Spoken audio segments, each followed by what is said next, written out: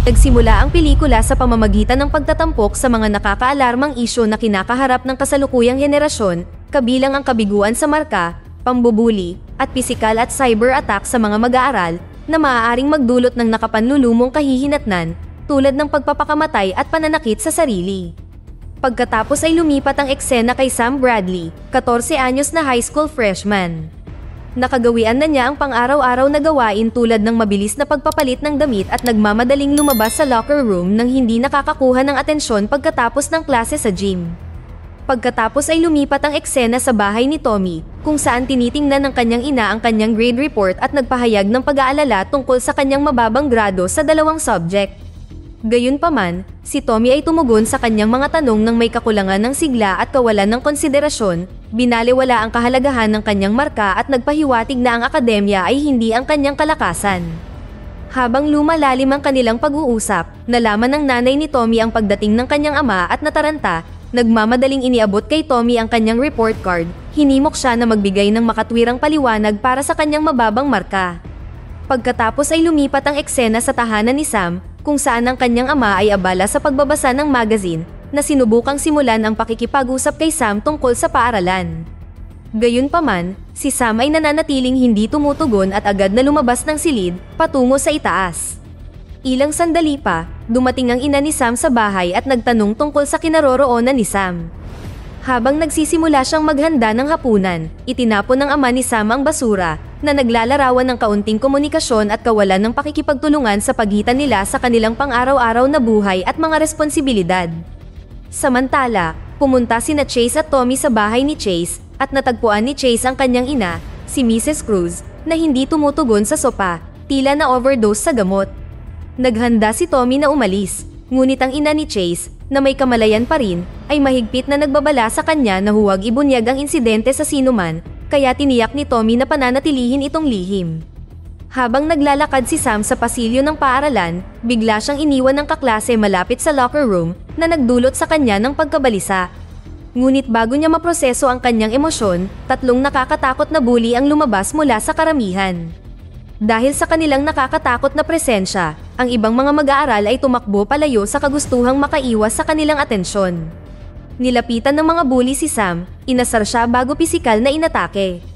Pagkatapos ng brutal na pag-atake, nakita natin si Sam na kasama ang kanyang mga magulang. Gayunpaman, sa kabila ng kanilang pag-aalala, masyado siyang natatakot na pangalanan ang mga umatake sa kanya. Ang guidance counselor ng paaralan, si Mr. Ross, ay nagpahayag ng pagkadismaya sa hindi sapat na pag-aksyon ng paaralan sa karahasan. Samantala, ang taong responsable na gumawa ng aksyon, marahil ang administrador ng paaralan o punong guro, ay alam ang mga pagkakakilanlan ng mga salarin ngunit tumanggi na gumawa ng nararapat na aksyon. Hinimok siya ng kanyang katrabaho na manindigan at parusahan ang mga bully, ngunit nanatili siyang nag-aalangan, binanggit ang kakulangan ng konkretong ebidensya at ang kawalan ng mga security camera. Sa halip na tanggapin ang responsibilidad, pinili niyang maliitin ang insidente, tiniyak na walang maaaring gawin na aksyon dahil sa kakulangan ng ebidensya. Pagkatapos ay lumipat ang eksena sa tirahan ni Hunter, kung saan ang mainit na pagtatalo sa pagitan ng kanyang mga magulang ay umabot sa isang marahas na paghaharap. Sa paghahanap ng mapaglalabasan ng galit, pumunta si Hunter sa kanyang kwarto, nilock ang pinto, at pinakawalan ang kanyang nakakulong na emosyon sa pamamagitan ng malakas na hard rock music. Ang tindi ng musika ay sumasalamin sa problema na kanyang nararamdaman at hinampas ang pinto sa kabiguan. Samantala, sa bahay ni Bradley, sinubukan ng ama ni Sam na makipag-usap sa kanyang anak. Ibinahagi niya ang tungkol sa sarili niyang mga karanasan sa pambubuli sa nakaraan, na nagbabahagi ng isang nakakaantig na kwento tungkol sa isang dating bully na ngayon ay nagtatrabaho bilang car washer. Nakatagpo ng ama ni Sam ang taong iyon habang nagpapa-car wash, at ang engkwentro ay nagsilbing matinding paalala kung paano nagkaroon ng magkaibang landas ang kanilang buhay. Sa kabila ng kanilang pagkakaiba, ipinahayag ng ama ni Sam ang kanyang pagnanais na maging isang mabuting magulang, na inanyayahan si Sam na sumama sa kanila sa hapunan. Paglabas ni Mr. Bradley sa silid ni Sam, iniwan niya ang kanyang anak sa kwarto. Nang matukoy ng security footage ang mga bully, pinakawalan ng ama ni Tommy ang kanyang galit sa kanyang anak, sa kabila ng pagsusumamo ng kanyang ina na huminto. Naniniwala ang ama na ini-spoiled ng kanyang asawa si Tommy, at patuloy siyang pinapagalitan, gustong malaman kung bakit siya sumali sa pambubuli. Sa desperadong pagnanais na ilihis ang parusa, sinabi ni Tommy na pinuntirya ng mga bully si Sam dahil tumitingin siya sa kanila sa shower. Ang paghahayag na ito ay nagsilbi lamang upang lalong hindi mapakali ang ama ni Tommy, na halatang hindi komportable. Sa sumunod na araw, pumunta ang ama ni Tommy sa opisina ng punong guro, hindi para humingi ng tawad o magpahayag ng pagsisisi, ngunit upang ipagtanggol ang aksyon ng kanyang anak at bigyang diin na si Sam ang may kasalanan sa kabila ng lahat. Sinabi niya na ang mga lalaki ay dapat payagang maglaban at ayusin ang kanilang mga hindi pagkakaunawaan sa pisikal bilang tunay na lalaki. Ang mapangahas na katwiran na ito ay nagsilbi lamang upang ipagpatuloy ang nakakalason na kultura ng pagsalakay at kawalan ng pagpaparaya. Bilang resulta ng insidente, ang mga bully ay tuluyang nasuspinde sa paaralan. Gayunpaman, ang mga kinahinatnan ng kanilang mga aksyon ay malayong matapos. Nang bumaba si Sam sa bus ng paaralan, hinarap siya ni Tommy, na nagtangkang takutin pa siya, nagbabala na patuloy siyang haharap sa pambubugbog maliban kung babaguhin niya ang kanyang pag-uugali. Si Sam, na trauma pa rin sa nangyari, ay masyadong natatakot para makinig at tumakbo, desperado na lumayo sa walang humpay na pagdurusa. Ang pagsalakay ni Tommy ay nagpapatunay na labis at si Sam ay tumakas sa takot, nakipagkarera patungo sa kaligtasan sa kanyang tahanan. Nilock niya ang pinto pagpasok niya, apektado pa rin ang masamang pang-iinsulto ng bully na patuloy na naririnig niya sa kanyang isipan.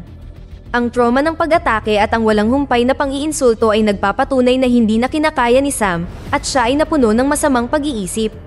Nagmamadali siyang pumasok sa bahay at ang kanyang isip ay nag-flashback sa malupit na pag-atake at nagsimulang magsulat ng malungkot na sulat ng pagpapakamatay. Sa estado ng lubos na kawalan ng pag-asa, naghanap siya ng paraan upang makatakas sa sakit at natagpuan ang baril ng kanyang ama sa aparador. Nakatayo sa estado ng kawalan ng pag-asa at takot, ginawa niya ang mapangwasak na hakbang na pagbaril sa kanyang sarili sa bibig gamit ang baril.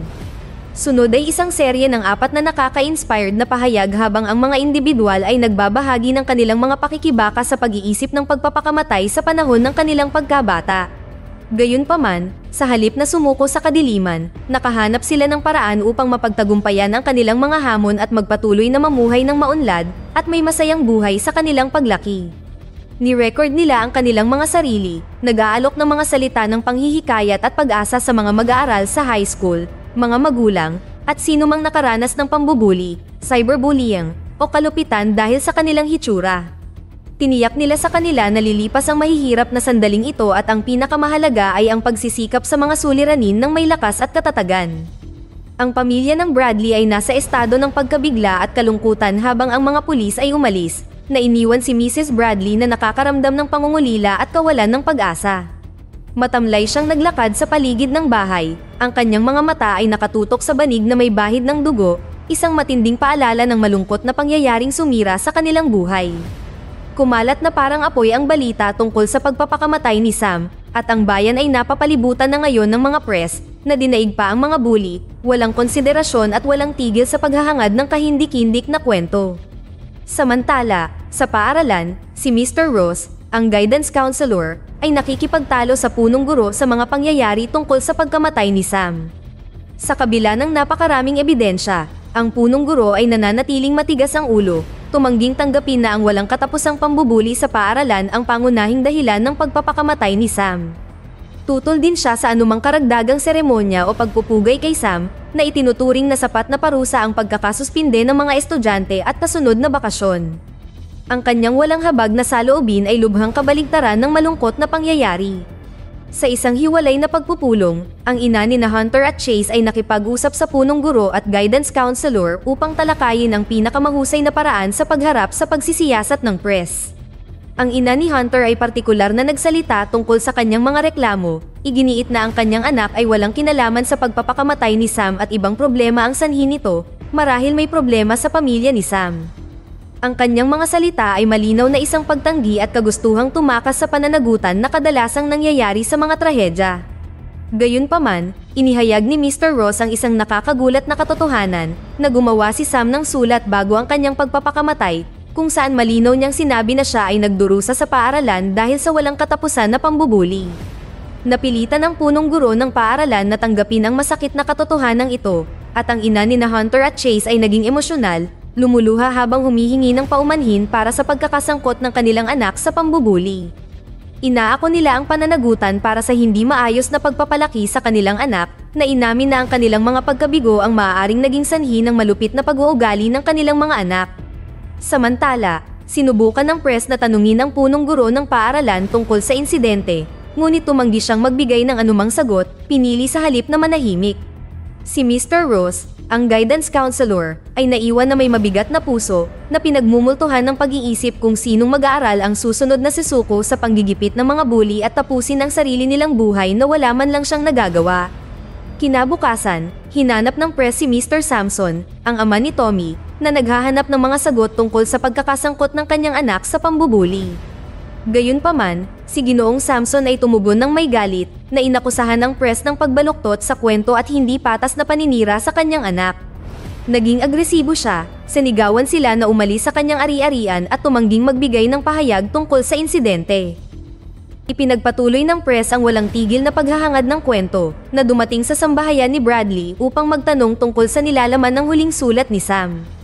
Gayunpaman, si Mr. Bradley, na nalulungkot pa rin sa pagkawala ng kanyang anak, ay hindi nakayanan ng kanilang masyadong personal na mga tanong at galit na isinara ang pinto sa galit.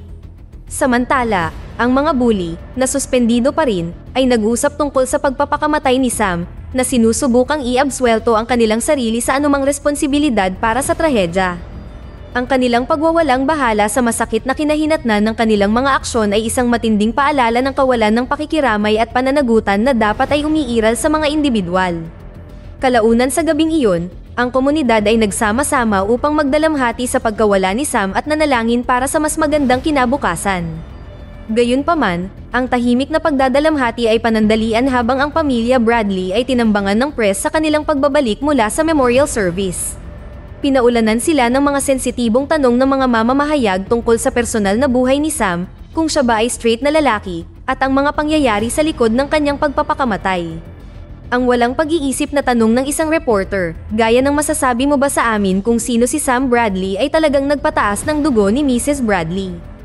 Ang pagtatanong na ito ay nagsilbing malupit na paalala sa pagpanaw ng kanyang anak, at bigla siyang nabalot ng mga alaala ng batang kanyang minahal at nawala sa kanya. Nagawa ng pamilya Bradley na makatakas sa press, ngunit ang mga mamamahayag ay naghahanda upang magpatuloy sa kanilang susunod na kwento, habang ang mga naulilang pamilya ay hindi malaman kung paano magsisimula ulit. Sinubukan ni Mr. Bradley na pag-aanin ang loob ng kanyang asawang nagdadalamhati, ngunit tinanggihan niya ang mga pagsisikap nito, at sinabi sa kanya na iwanan siya mag-isa.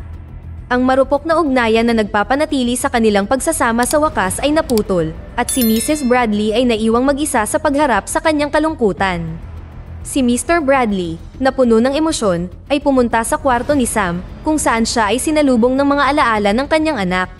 Napaluha siya habang napapaligiran ng mga gamit ni Sam, at nilamon ng halo-halong emosyon. Galit sa kanyang anak dahil sa pagkitil sa sariling buhay, at konsensya na rin dahil sa hindi pagiging isang mas mabuting ama, sa hindi pagpapalaki kay Sam upang maging matatag at harapin ang mga hamon ng mundo. Nang maglaon ng gabing iyon, ang lugar ng memorial, na dating simbolo ng pag-asa at pag-alaala, ay tahimik na ngayon. Si Tommy, na nakikipagpunyagi pa rin sa kinalabasan ng kanyang aksyon, ay pumasok sa lugar na bitbit ang backpack ni Sam.